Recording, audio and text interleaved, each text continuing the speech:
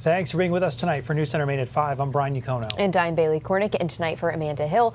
Ryan Britton is here, though, with a first look at your weather. Hey, Ryan. Bailey, Brian, good evening. Most of the state is quiet right now, but there are clusters of thunderstorms we are watching. I want to bring you the latest satellite and radar picture at the moment. Most of southern Maine is dry. There is one area of showers and storms just south of Kittery. Might clip Kittery Point with a little rain. And we have one non-severe thunderstorm that's moving out of Lewiston and Auburn, approaching Litchfield, Winthrop, Manchester, and Augusta with a little downpour. In some cases, maybe more than just a little one, but nothing severe. The one warning we have in the state right now is for this thunderstorm that came out of the Carrabassett Valley, moved right through the middle of Bingham, and now is moving east on Route 16.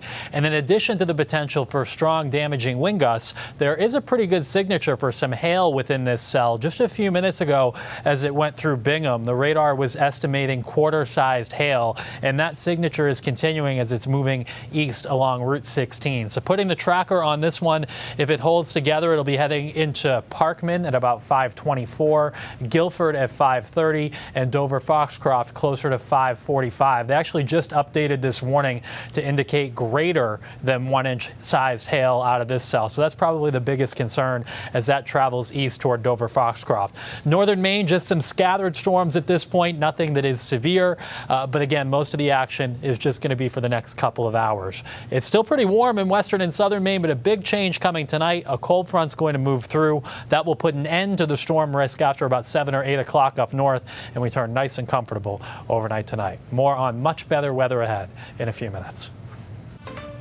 Brian, thanks. We continue tracking this breaking news out of Bridgeton this evening. Several agencies are at this scene of a fire. This is a home off High Street. We continue receiving new images and video from viewers of what they are seeing, including that plume of dark smoke. We continue working also to get details about exactly what happened there today. We also have 2 crews headed to that scene this afternoon. We'll keep you updated right here.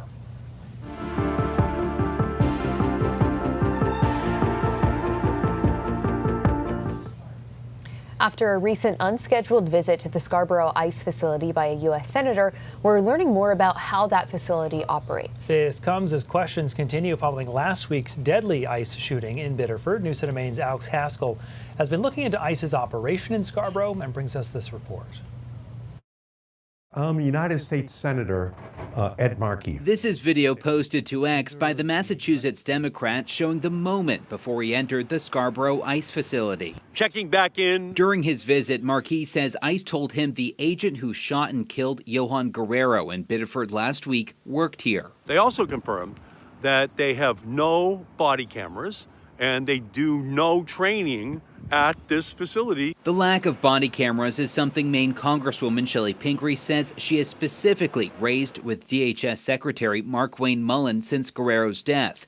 Pingree says Mullen told her at least some ICE agents will be wearing body cameras within 45 days. It's outrageous that they're working in our state without body cameras and that we don't have sufficient documentation of what goes on in something like the horrific shooting in Biddeford. We will continue to pursue these issues. Pingree toured the Scarborough Ice Facility last December after concerns that immigrants were not being allowed to bring in legal representation. I just recently checked and we have not been getting complaints. Pingree says her office stays in regular contact with staff at the facility. She says it's primarily used for immigration check-ins, but it also has holding cells where people can be kept for short periods of time. We would like to see them just shut it down. We don't need it. I mean, I'm one of the people who thinks that ICE as an agency should be abolished because of the way they've been operating. And it's not just what happens inside the facility that more people are paying attention to. We come here and record when they're coming, when they're going. This man, who does not want us to use his name, is a member of the action group Indivisible Team Southern Maine.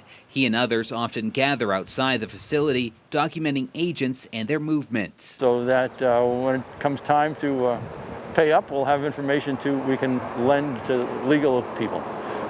In addition to just, we want people to know what's in their backyard. In Scarborough, Alex Haskell, News Center, Maine.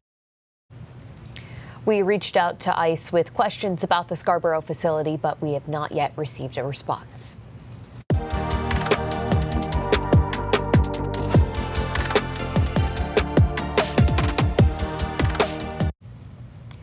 Some groups fighting food insecurity are sounding the alarm and asking their communities for help. The Good Shepherd Food Bank tells us the organization and its partners are struggling right now, especially after some Mainers lost SNAP benefits when eligibility restrictions changed earlier in the calendar year.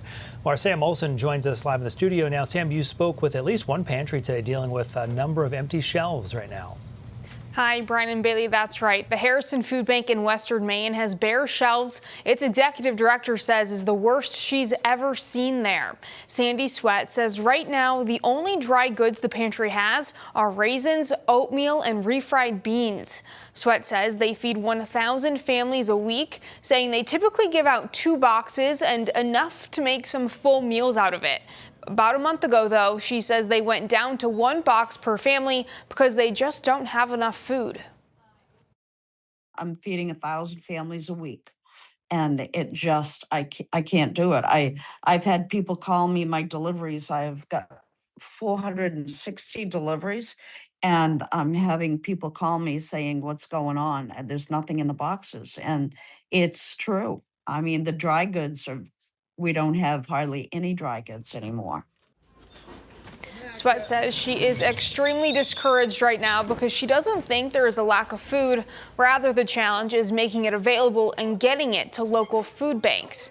Good Shepherd Food Bank's executive director says they, along with their 600 partner agencies, are currently trying to find the new level of normal since SNAP eligibility changes earlier this year are causing people to rely on food banks, in many cases for the first time. She says the need has and continues to steadily grow. She says there are currently about 20,000 more people now compared to a year and a half ago. Brian, Bailey. Sam Olson, big story impacting a lot of families live in the studio. Sam, thank you. By the way, if you'd like to help the Good Shepherd Food Bank and those hundreds of local pantries it helps, you can donate right now online at gsfb.org, or as you see on your screen, you can text the word FEED to 828-6622. We'll send you a link with information to make a donation. A Bangor peer recovery center is announcing it plans to close its day space at the end of the month due to a lack of funds. News CENTER Maine's Sean Tesler shows us what is next for the organization and the people they help. The people who rely on Together Place's day space to beat the heat and grab a meal will only have access to the place until the end of the month. It'd be a big loss for all the people you see in the room. And losing family. That's what we're losing. This is a really great thing for the community, and we're losing it. It wasn't a decision that was made lightly, and nobody wanted to make that call. Executive Director Joe Hartel says the organization needs $220,000 to keep the day space operational for another year. We're seeing so many people on the streets in Bangor who need the connections to care, right? Without that service, without that additional service in place, there's going to be a lot more people who are outside on the streets and a lot more visible than they are if they're here or at Together Place. Bangor Area Homeless Shelter Executive Director Boyd Cronholm expects higher demand for services at his shelter, which he says is already at maximum capacity. I don't know how many people the Together Place are feeding, but that many people are going to now have to seek different services. Together Place also provides people with peer recovery that has helped many people become sober. And it's just a powerful thing. Recovery is a powerful tool, and Bangor needs it right now. The organization still plans on keeping their overdose response team active and their employment connection program going while they search for more funds for the day space. In Bangor, Sean Tesler, News CENTER Maine. If you would like to donate to Together Place, you can do so on the organization's website.